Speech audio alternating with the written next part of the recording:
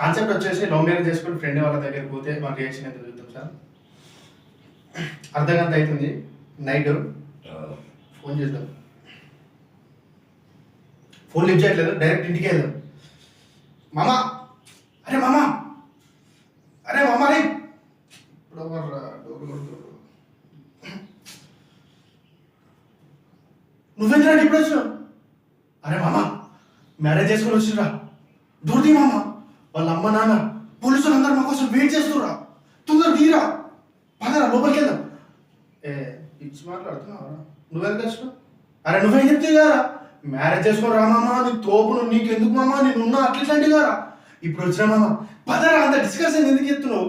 అది చంపేస్తారా మామని చూస్తే. అరే మామ నువ్వే మాకు దిక్కు, ప్లీజ్ రా. అరే నేను ఏదో పోజింగ్ వద్దన్నా మామ, నాకు తెలియదు మామ, ఇక్కడికి వెళ్ళిపోండి, తొందర వెళ్ళిపోండి. మా ఇంట్లో చూసినాకో మా అమ్మ వాళ్ళ ఇంట్లో చేస్తారు, తొందర వెళ్ళరా, చంపేస్తారు మామ. అయ్యే కథలు పడుతున్నా అబ్బే, నువ్వే కదా చెప్పింది.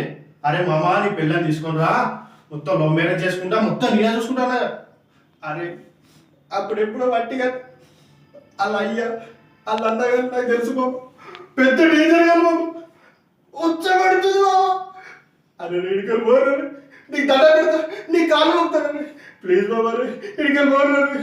ఏయ్ కథలు పడుతున్నావే, నువ్వు ఎక్కడికో, నీ ఇక్కడ ఉంటావు.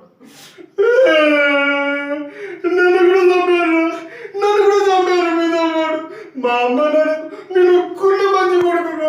అరే నీకు దండం పెడతాను, అరే ప్లీజ్ రా, నీకు ఎవరు పైసలు పంపిస్తున్నాను, ప్లీజ్ రే ఇక్కడ పోరు.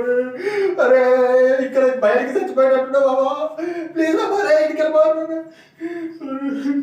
చి ఫాల్తుగా సాతగా ఎందుకు రా చెప్పుడు దబ్బా పద.